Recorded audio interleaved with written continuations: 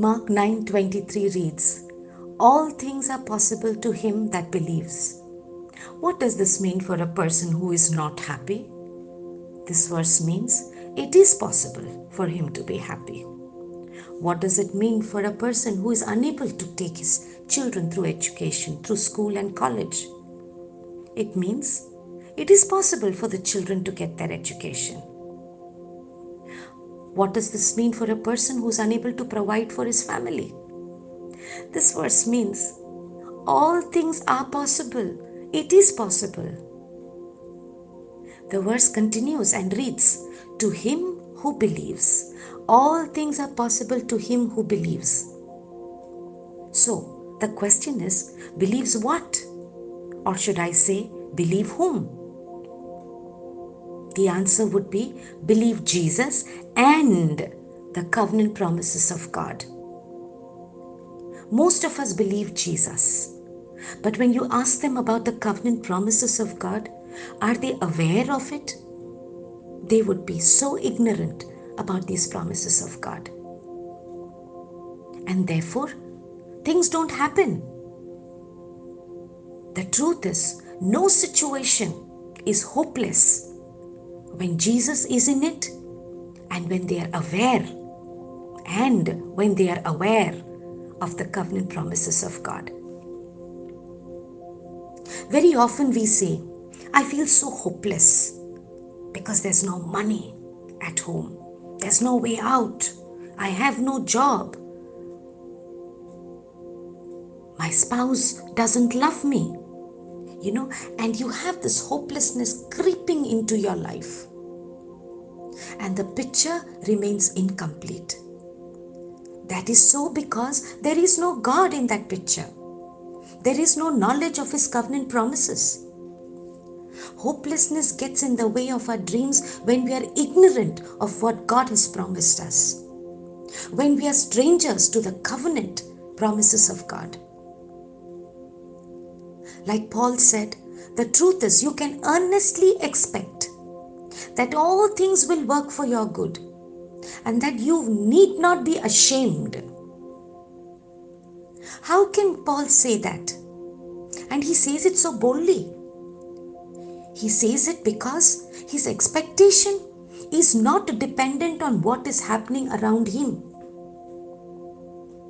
It is dependent upon the promises that God has made.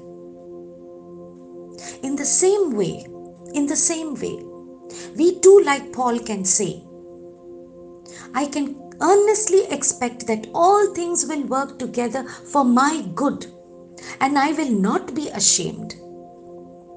And if there are people who would ask you, how can you expect good things to happen when the economy is on the downturn, when there is no employment, when things are not happening in your home, how can you be so happy? How can you expect that things will work out?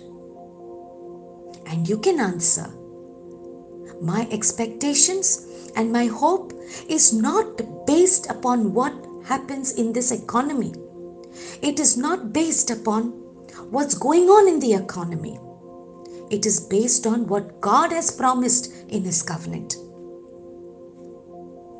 Because when God says it, I can expect it. And when I expect it, I know I will receive it.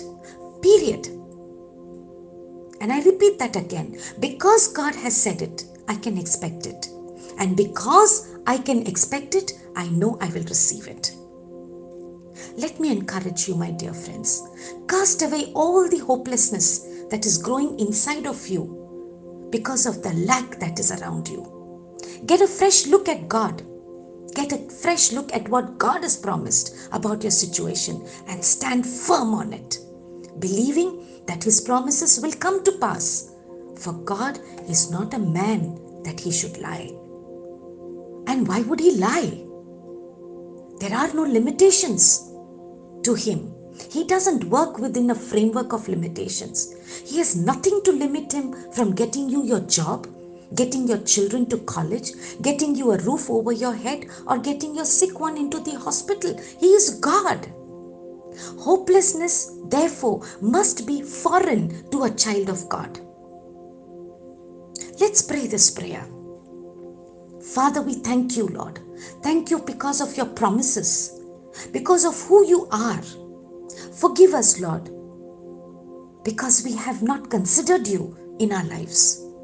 We have not factored you into our lives, into our situations. And from this day on, Lord, we are going to consider you as the main person, main one in our lives, Lord. We will consider you in everything that we do and say.